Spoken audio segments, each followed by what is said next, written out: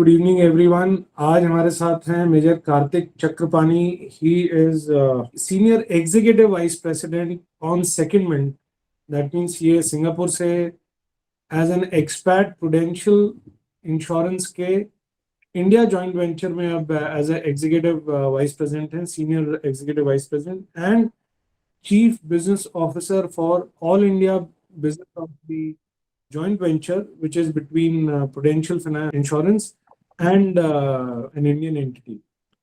Karthik is otherwise 2000 commission infantarian, and then after having served for around 6 years, he had a very focused and inspiring journey in the corporate, in the financial services industry. So I can safely say that he's one of the most well-known faces and one of the most successful officers in the financial services industry as of today. So welcome to the talk today, Karthik, and I'm sure your journey will inspire a lot of people to kind of follow your footsteps. Thanks, Vipul. Thank you for the honor. So I'll straight away start by asking you something which would be what you right now do. I mean, as a job as the India head for your chief business officer, the senior executive vice president, what exactly you do, the role, if you can share the job description kind of a thing. Sure. So the role is very much, captured in the three words, which says Chief Business Officer. The Senior Executive Vice President itself is an internal grade or a designation that comes along as we work in the corporate. But what do I do today? Pramerica Life Insurance, as Vipul rightly brought out, is a joint venture between a US company called Prudential Financial and an Indian financial services company called Piramal Capital Housing Finance Limited. And this started in 2008, June, but it has seen some of the Indian shareholders changing over time, and Prudential, being the US entity, has stuck through the 15 years that this company has spent. So we are an insurance organization, life insurance organization. We manufacture life insurance products and we distribute them. So my job as a business officer is I take care of all the lines of businesses which are used to distribute a life insurance product to the consumer in India. Given that our landscape in India in terms of our population and our segments are vast, so there are many channels or distribution mechanisms that are used. I head all of them, which could be distributing through a bank, distributing through a broker, distributing through individual agents, distributing through any financial services entity like a non-banking financial company, or for that matter, a corporate agent. So anything and everything, all the businesses kind of roll up to me. I also synonymously head marketing, because marketing plays a very, very important and an enabling role to drive sales and business. And obviously, you need to train people so that they're able to sell your products and adopt the processes. So I also take care of training as well as distribution strategy. There is when you buy a life insurance product as a consumer, you start your journey with the life insurance company on the day you purchase, because it's a long-term product. You are supposed to pay for X amount of years, whichever number of years that one chooses. So there is also an element of conservation or collection in a very, very crude term. Vertical also is part of my sub-organization that I manage. Now, just for the consumption of the audience, Karthik was one of the few individuals initially who envisioned and who also started a vertical specifically for driving insurance awareness reach in the armed forces by the name of Prahari. And that was, I guess, more than a decade ago. Would you be able to share some more insight into that, Karthik? So, if I may take a step back and say as a lot of officers right now on the call either would have, shed the uniform and would have started their second innings already in the corporate sector, or as an entrepreneur like you, Vipul, some of the audience would be wanting to get out and think about what they can do in the civil or the corporate sector. So my thought process in 2006, there was a lot of cliche that the corporate India, or for that matter, the civil sector, had about armed forces officers. We apparently were thought to be good only in administrative duties. We were thought to be very good in either doing security or providing security as a capability for any organization. And a little bit, if you were coming from a little bit of a technical arm, then people were open to kind of look at you towards procurement, or as that matter, as they call it, supply chain management these days. So I wanted to break that myth, because you realize that they're already typecasting you into what you can do. I was a YO when I came out with 6 years of service under my belt, and I thought whatever learnings I had in the army, I could kind of do a much better job if I was in the front end of running a business or corporate. And that's why I thought sales or marketing could be the forte. So it took me a while to convince recruiters as well as companies that I could do sales. And like a good old YO, I kind of explained them what I was doing in J&K, to say that if I was trying to map an AOR as a company commander, that's nothing but marking a territory or mapping a market. If I was able to identify OGWs, or for that matter, movement of terrorists across my terrain, which means I could really identify and categorize or sectorize my market very well and segment my market very well. If I had the opportunity to negotiate a surrender of a militant, which means I could negotiate under extreme stress, and if that stress could help me negotiate, I'm sure a stress in a corporate life would be far lesser when it comes to physical safety. So it took me a while, and I did some cliched approaches to kind of convince people to get into sales. I got into real estate, and started selling houses, moved to financial products in real estate, which is doing capital markets, helping private equity funds invest in development projects or developers, or for that matter, their portfolio. Now, while I was doing that with an MNC called Cushman and Wakefield. This company got set up in 2008. And Prudential in the US is what AGIF in India is, or AFGIS in India, or NGIF in India is on a group insurance platform. They provide group insurance to serving soldiers of all the four arms. There are four arms, Marines being the fourth. And they also provide a life insurance group cover to veterans as well as to families of serving soldiers. So they run three programs there. So when they came into India, they thought they had the wish to replicate a similar model in India for the Indian Armed Forces. But once they realized that Indian Armed Forces run their own group insurance schemes or funds, that's when they started ideating what more they can do for the armed forces. First company to ever think about that. I got involved as a purely pro bono consulting, because I knew someone who worked in the company. And over lunches, I used to I didn't know anything about insurance, but I ideated about what does actually a soldier need from my limited experience as an officer. What does an officer look at while he's posted in field or when he's posted in peace? And how does AGIF help them? And are there any gaps that could be filled in? And is there an opportunity to open up as a market, and what could be the model? So they ideated with me for around a year. I referred a few veterans who were already outside, who were keen to get into business and sales. But fortunately or unfortunately, 2009, I got in as a person in the company to start this business without understanding the product or the sector.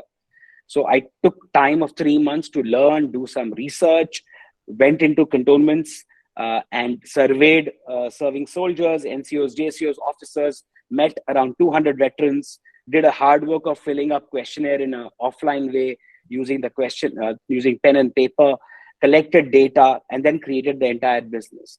So there were two key things that when I was undergoing this journey, which actually motivated me to do this. One, if I were to do this, I realized that in the armed forces, a soldier or an officer would generally trust someone who's their brother officer or a brother brethren. So which means I need to have a base of distribution sales specialists who also belong to the armed forces, who are not, who could be veterans, who could be kith and kins of people who are serving in the army. So, which meant that the bigger purpose of giving training and employment to people who are typecasted like me as being better for security or for administration, I could open a new line. So I started doing that. And over the last 15 years, we've trained and employed 8,800 odd veterans.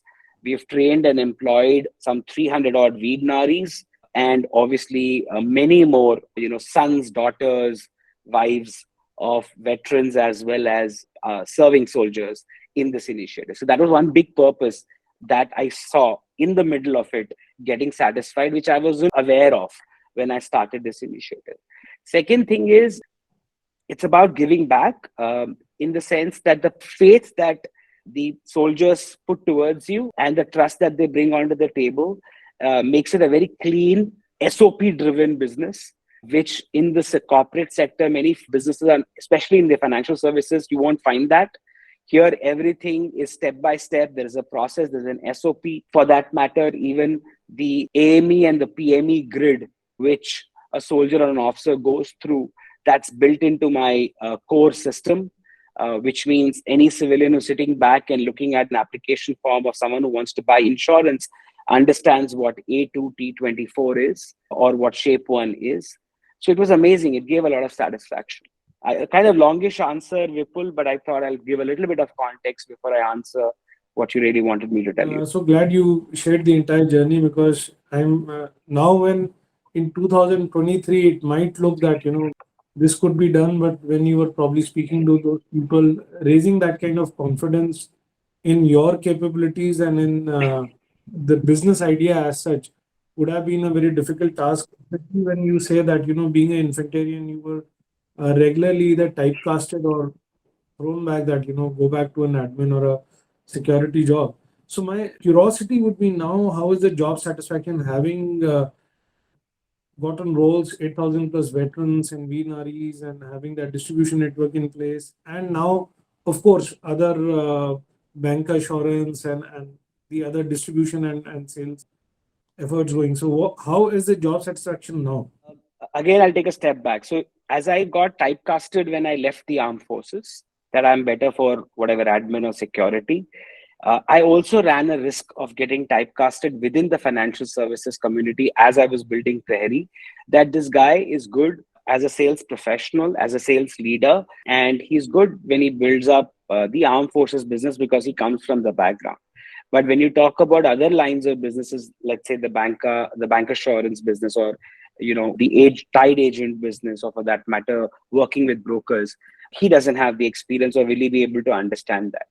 So right now, the answer to that job satisfaction is I could manage to break that typecast again. So at every stage of your life in corporate sector, you will get typecasted. You will get put into a shell. They will call you a subject matter expert or a sector expert or an industry expert. And I kind of, my endeavor is I keep breaking that typecast.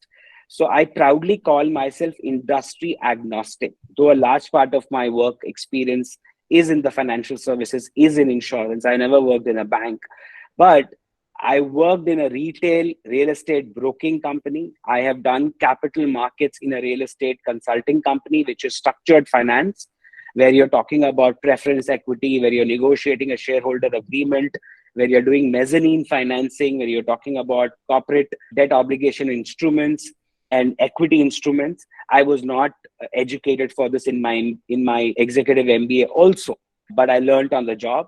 I have sold insurance or built a business, multiple businesses in insurance, but in the middle, for 3 years, I stepped away from financial services and joined a company called Tupperware, which all of you must be knowing. It's a home kitchenware company and creates very high quality products out of plastic, which are lifetime guarantees, right? And it's synonymous to photocopy machine as Xerox is, or to toothpaste as Colgate is. That's how Tupperware is. So I set up a couple of lines of business like retail, EBO, and e-commerce for them. Why did I do that? Because I wanted to experience selling a product which could be held in the hand. It's not an intangible or a paper. There's a supply chain, where there's a production planning, where there is a market forecasting that you need to do. And that 3 years were immense. So I call myself industry agnostic. And the second reason, so I am satisfied also because in my current role and in my past experience, there are three forms of sales that you see in the market, rather now four, given online. One is called B2C, business to consumer. I've done that. One is called B2B, business to business. I've done that. One is called building a sales and distribution network. I've done that. And the fourth and the newest one, because of the e-commerce and the online, is called B2B2C, which is business to consumer, or D2C, also direct to consumer. So I've had experience of doing all five, which itself is very satisfying to say that I've seen every corner or all elements of being a sales professional. So safely one can say that there is a lot of job satisfaction which you're drawing from what you're doing right now, having handled a lot of diverse responsibilities, products, and a lot of business lines. And now probably people can use your example and say that sales is something, or business development, or say a combination of things which armed forces officers can undertake and execute with a lot of finesse. So moving ahead, I don't know. I mean, sales, business development, marketing, all these are very mentally very exhausting fields. At least that's what I have experienced in my last 16, 17 years. How about you? What's the work-life balance in this kind of a job? I mean, if an officer is trying to be now in this functional role, what about the work-life balance? Again, the fundamental to that is when you are coming out after 6 years of service, 5 years of service, or 10 years of service, or 20 years of service from the armed forces, the first decision that you need to take is whether you need a passive act. And I have these definitions carved out on my own. Do you want to join a passive active role, a job? Do you want to join an active job, or do you want to join a passive job? Let me give you an example of all the three. A passive role would be, let us say, joining an MNC or even an educational institution. I'm just giving some examples. As, let us say, an administrative head of, let's say, doing loss prevention role or doing a pure administrative role. A passive active job would be, let's say, joining a back end operations, not the front end operations. I don't mean supply chain, doing third mile, last mile, first mile, operations, but I'm saying managing the back end of the operations in terms of, let's say, helping the ops team develop data analytics, etc. That would be a kind of a passive active role. An active role I would qualify being front and center of the business, which is sales job or a marketing job, or even kind of being in a learning and a development job. HR would also come under the passive active role. So that choice one has to make. I took a call because I was young to get into a active profile. So from a work-life balance, it's zilch. Let me be downright honest. I really need to make a lot of effort to kind of get my work-life balance in place. Vipul, you are aware. You requested me to come in on a weekday, and I just couldn't. And Saturday being the only option that I could kind of say yes to you to come here. I work on 3 time zones. So I work on the US time zone also. I also work on Singapore time zone, and I also work on India time zone. So there are days where my US calls or meetings start at around 5:30. Once I finished my day job, or rather not finished, but once I'm largely through my day job in India, and I kind of get on to interact with my US colleagues. And in the middle, I keep doing the Singapore, because Singapore is just around 2.5 hours ahead of us. So it's difficult. Work-life balance is definitely difficult. But once a quarter, I kind of take a couple of days off to kind of just breathe. But that's reality. Didn't want to sugarcoat it and tell everybody that I'm having a gala time. It's not. The work pressures as well as the responsibility that I handle is pretty large. It's both the way. So in terms of time commitment, I would say you would be putting in around 70, 80 hours a week, and also the pressure of responsibility would be quite a stressor.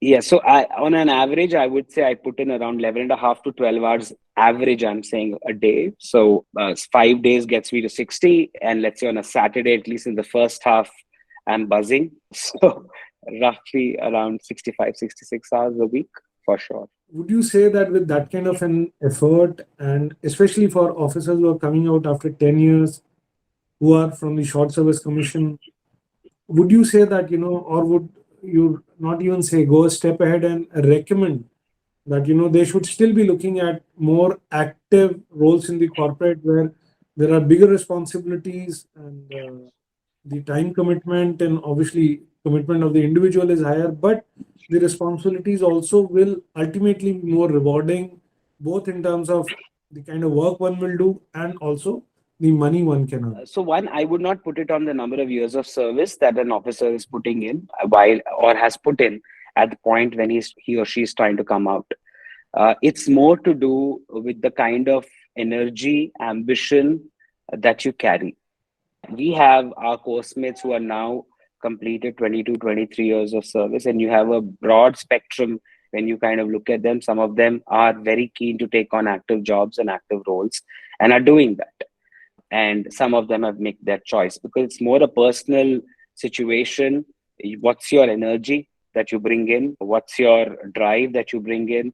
How well are you placed personally to kind of take out that time? So that's one. Two, in terms of reward, I think job satisfaction could come either ways. So my view is, if I were just there to kind of, if my role entailed only creating processes and or procedures and then kind of driving them, I would have gotten bored. So probably I may complain, but the thrill of having achieved numbers being achieved, driving top line and bottom line for the company. When I say bottom line, I mean the profits for the company is there innately. While it stresses me out also, but I think there's a thrill that I have, and that keeps me going on. Monetarily, things have changed. Monetarily, if you were to ask me 7 to 10 years ago, I would say definitely a frontline business role is more rewarding monetarily, and it helps you grow financially also. For me, it was very important because I didn't have a pensionable service. For me, whatever I could carry, what I learned or what Forge gave me and display out in the corporate. But I didn't have any legacy, a financial legacy that I was bringing into. But nowadays, there are many roles which, given the technology and the digital advancement, there are specialized roles which are passive active in nature, but they are so subject matter expert specific that they become high paying jobs too. Because the competency or the skill that the individual brings in, let us say a machine learning specialist or an AI architect, and I'm giving a few roles which are really, really high paid. Engineering lead in a ITES company, or even an engineering lead in a financial services company like mine, which has entire technology architecture that drives that business, is are roles which are passive active in nature, or may lean towards a little bit of active, but are very financially rewarding. So this is how I would look at it. Yeah, but other than those very niche kind of skill sets, would a more active functional role be more rewarding and progressive for a short service officer? Again, those who do not have the support of a pension. So maybe financially rewarding to a certain extent. Professionally rewarding is a good term that you asked. So let me, and pardon me, there are a lot of seniors here on the call, but pardon me, I may not be absolutely right, but I generally have a hang of what I'm saying. When we look in the army, we say that a fighting arm, someone who's in the fighting arms versus the services, the rise beyond a general cadre service, that is beyond a brigadier's rank, gets more pyramidal for them, right? So you have more chiefs or more formation commanders who are from the infantry, right? Same logic applies in the corporate. A finance professional and a sales and a marketing professional, you'll see them rising much faster, much higher, and let's say to the coveted role of a CEO of any organization. Seldom you'll find someone from the operations background, supply chain, or a little technical background, other than that, the fact that it's a tech company, a pure tech company, where you may find a few tech leaders who've just been on the technology side but not on the management side make it up to the CEO. Very few. Take example of TCS today. Who leads TCS? NSC, as we call him, is not a core code. He left tech long back. He became into a general management role. He did multiple other jobs. He did sales. He did marketing. He did everything else. He also dabbled into business planning before he kind of became the chairman of TCS. Look at Mahindra Tech, the CEO of Mahindra Tech, one of the highest paid CEOs in the corporate world. Again, not a core tech guy. So that's one that one would see. So I have SS officers who left with me, who stuck and said, we want to be security professionals. They certified themselves. They really upskilled themselves. And they are head of APAC, or let's say head of India, as of security in good companies like, let's say, Netflix, or could be Amazon, or could be Johnson and Johnson. A very close friend of mine is one of them. But would he ever become a CEO? Little less likely. The likelihood of a sales guy, if he does everything right, or she does everything right, the likelihood of a finance professional, if he or she charts their career in the right way, is much more. So sales is to corporate what infantry is to the armed forces, or the executive, and fighters are to the Navy and Air Force. Yeah, kind of loosely. In your, when you're finding jobs, when you're looking for opportunities, etc., how important was personal networking for you? How did that help, or is it an overrated concept? So it's not. So networking is important, but there are folks who constantly network that may or may not. So okay, let me take a step back and answer this. So when we were in MDI, and Vipul, you've seen us in MDI when we were there, we had zero interest from corporates in us, and at that time, going cold calling corporates, landing in their offices, trying to meet them, finding ways to kind of send the right message, just not a rudimentary email or a text message.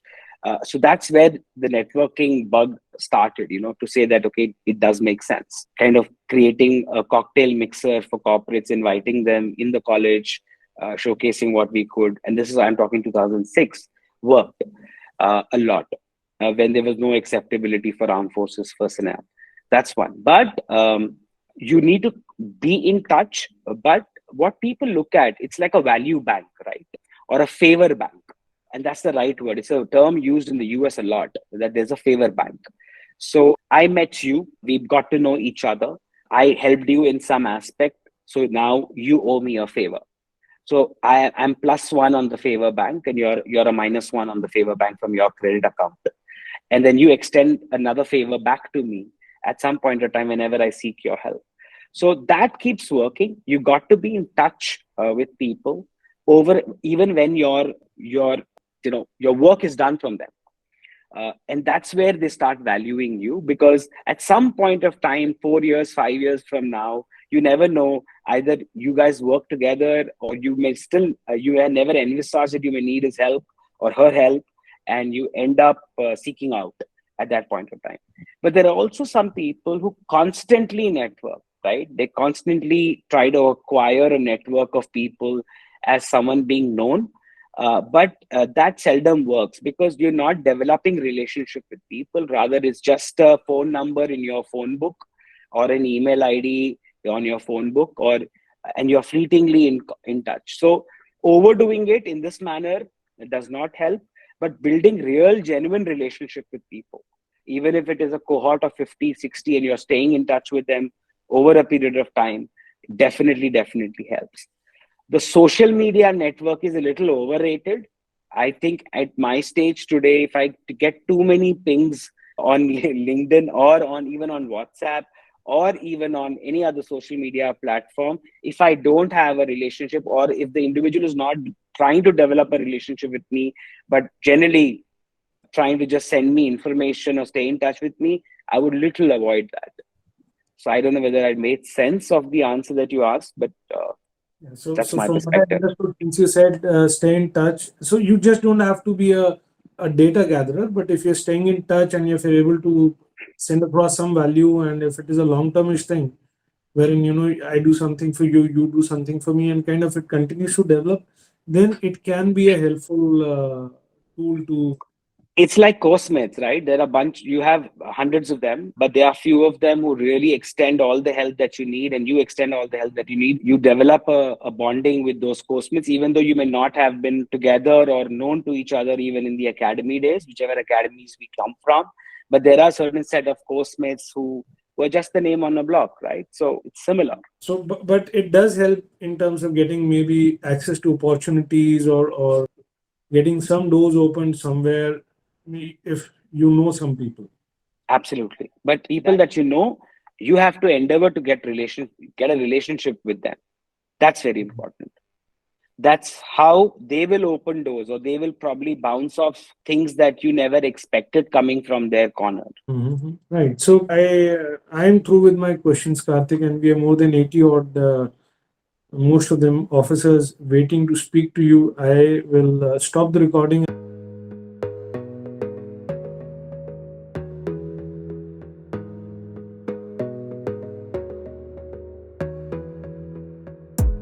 You gotta focus on yourself, on your faith, on your dreams, on your mind, on your health, yeah.